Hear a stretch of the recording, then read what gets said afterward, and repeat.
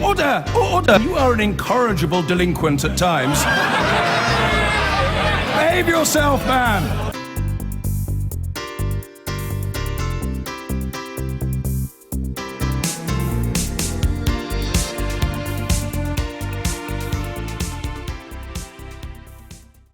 Ten days into US President-elect Donald Trump's journey to the White House, what have we learned? Well, he's had to tweet that his transition is not in disarray, and he's upset some by sacking Chris Christie as the head of his transition team. His son-in-law, Jared Kushner, was rumoured to be influencing that decision.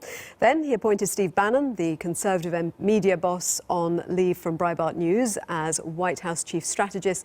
That caused apoplexy among left-wing critics and protesters. So it's not been a very traditional transition so far. But have we got any clues as to what his presidency is likely to offer?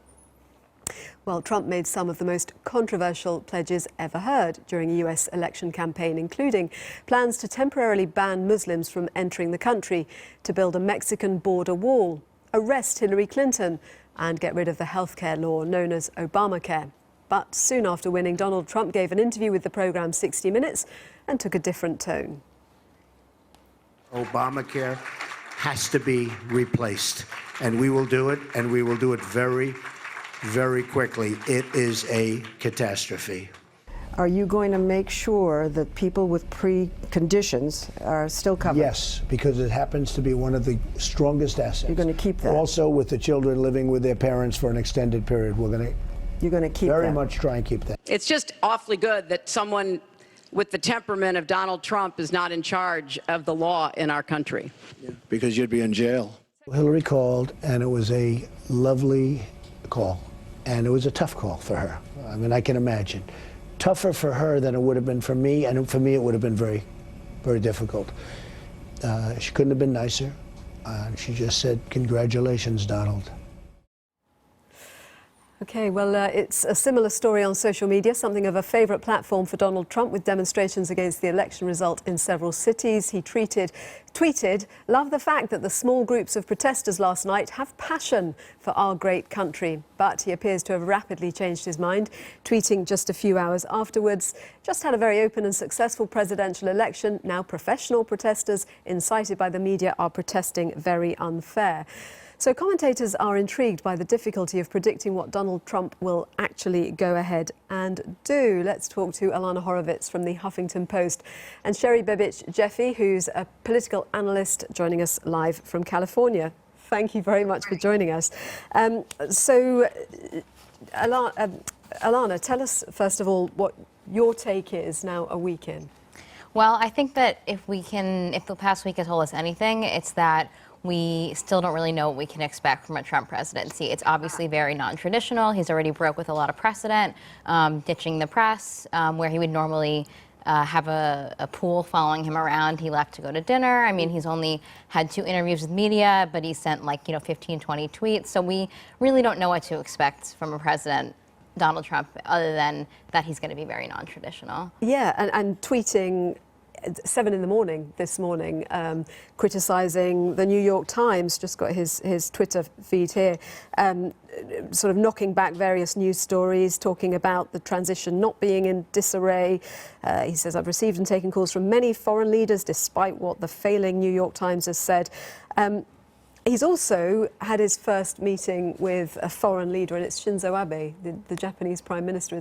That's unusual too, isn't it? It is unusual, yeah. And it's unusual that I think he doesn't really appear to have a strategy for what order and level of importance that he's giving to each leader. I mean, he says that he had a call with Theresa May, and he told her, "Hey, just let me know if you stop by," which is sort of a committal approach to what's supposed to be the U.S.'s greatest ally in Europe.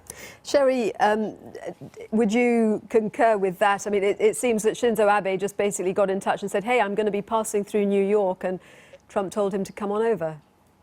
I think Eliana's right. It sounds very Trumpian to me. In fact, much was made of the fact that traditionally the president-elect, whomever it may be, calls first our, quote, closest allies, end quote, initiates the call to Theresa May, the Prime Minister of Canada, other very close allies. That hasn't happened yet. In fact, I believe it was the Prime Minister of Australia who had to get Donald Trump's phone number from Greg Nelson, the golfer. He didn't know how to get in touch. And I have also been told that a few, I don't know if they were top foreign leaders, but a few foreign leaders have been just dialing Trump Tower and asking for him. So what do you make of that? What do I make of it? Yeah. It's Donald Trump is what I make of it. I think, again, Eliana got it right. This is the way he has acted throughout. The primary qualification for working for Donald Trump, and I assume also for going onto the transition team, for going into the cabinet, appears to be loyalty. Experience with any kind of government work tends to be quite secondary. The transition, there are people there who have never been through any kind of a transition before, but they are people that Donald Trump feels comfortable with and that he knows or feels are loyal. That's the number one requirement. And Alana, it sends out a message that he is not beholden to tradition, clearly, doesn't it? When he's not observing protocol. It's basically, well, if you've got the gumption to pick up the phone or tell him you're in New York, he's effectively got an open door. He's accessible. Absolutely. And I think that, in addition to his commitment to staying what he sees as non-traditional, I think a lot of it is that he also really doesn't know a lot about the transition of becoming president. I mean, it said that in his first meeting with Obama, he seemed confused that he didn't just inherit Obama's cabinet members, that he would have to choose his own. So a lot of it is that he's just learning. Not just the cabinet members, 4,000, a team of 4,000. Exactly. Sorry, Sherry. Yes, I was going to say it wasn't the cabinet. It was, he asked how many of the White House staff he could keep on, not understanding that every single one of them of the Obama administration left with President Obama. And that's a huge task, and he's involving his family closely in that. What's your take on that, Alana? Right, so it said that, and he's denying these reports, but it said that he asked for top security clearance for his children, which is very unusual and potentially a huge conflict of interest because his children are going to be running his business once he takes office because, he can't have financial interests in other countries. But should his children have financial interests in other countries, they would have a strong stake in influencing our relationship with countries abroad so that it benefits them financially. So potentially giving them access to that information and giving them access to those kind of policy decisions could potentially be a major ethical violation. In the pictures of the meeting with Shinzo Abe, Ivanka and her husband Jared are in the photograph. When he's saying, as you say, that he's not trying to get top-level security clearance for his children, what does that mean? What would they'd need that if they were? Do they need that as part of the transition team to be doing the sort of things that they're doing? They absolutely don't need it. No, I mean they're not really formal members of his transition team. Really, Mike Pence is sort of the head of that, and so they don't need any kind of clearance. And in fact, given the fact that they're going to be taking over from him. Sorry, Sherry, come in. They do need clearance if they want certain levels of information, and that's the sticky part of it. I understand, however, that all of this is now focused on Jared Kushner, Trump's son-in-law, Ivanka's husband, and it sounds to me like they are going to go for allowing some kind of clearance for Kushner and B, permission to allow him to become a member of the White House staff.